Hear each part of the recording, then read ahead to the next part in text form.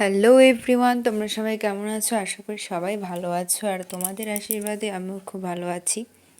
তো চট করে রেডি হয়ে নিয়েছি। তো কোথায় যাচ্ছি অবশ্যই তোমরা দেখতে পারবে। তো আমার বাড়ির পাশে একটা খুব সুন্দর জায়গা। তো আমি এখানে শাড়ির পিন লাগাতে পারছিলাম না, তো পিনটা ঠিক করে দিচ্ছিল। আর দেখো, পিন লাগানোর নমুনাটা একবার দেখো, আর লাস্টে অবশ্যই দেখবে। তো আমি ভিডিও করছি দেখে ও খুব পুরা ভাব নিচ্ছে, আর দেখো পিনটা কীভাবে লাগাচ্ছে কি বলবো আর। আর চলে আসলাম আমাদের বাড়ির পাশে একটা, মানে এই জায়গাটার নাম হচ্ছে 12বিশার আগে একটা নদী পড়ে। তো এটা একসময় পিকনিক স্পট ছিল জানুয়ারিতে, তো জানুয়ারিতে তো আর যাওয়া হলো না। তো যেহেতু তোমাদের দাদা ভাই বাড়িতে ছিল না, ডিউটিতে ছিল, তো জানুয়ারির পরে এসেছে। তো পরে ভাবলাম যাওয়া যাক, এখানে বিকেলে একটু ঘোরাঘুরি করলে মনটা ভালো লাগবে। আর জায়গাটা খুব সুন্দর, যেহেতু এখান থেকে মানে প্রচুর বালি আর পাথর নেওয়া হচ্ছে, এর জন্য নদীগুলো খুব সুন্দর, মানে জায়গাটা খুব ভীষণই সুন্দর। বিকেলবেলা ঘোরার জন্য একদম পারফেক্ট জায়গা। তো এখানে গিয়ে আমি কয়েকটা ভিডিও শ্যুট করেছি।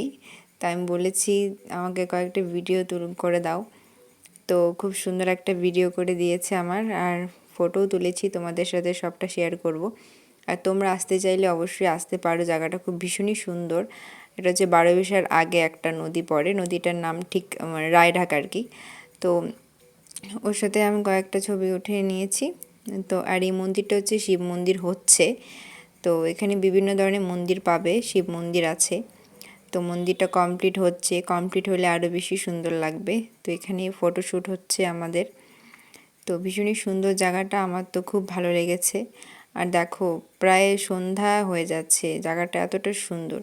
তো আমরা এখান থেকে আসার পথে একটা ক্যাফেতে গিয়েছিলাম। তো সেই ক্যাফেটা হচ্ছে আশিয়ানা। তো এখানে গিয়ে কফি আর চা অর্ডার করেছি। আমি চা খাই না, আমি কফি নিয়েছি। তো দেখো, রাত্র হয়ে গেল, তো জায়গাটা এতটা সুন্দর। আর ও বসে বসে মোবাইল দেখছিল, আর আমি কয়েকটা ফটোশ্যুট করে নিয়েছি। তো ভিডিওটা ভালো লাগলে অবশ্যই লাইক কমেন্ট শেয়ার করবে, আর থ্যাঙ্কস ফর ওয়াচিং।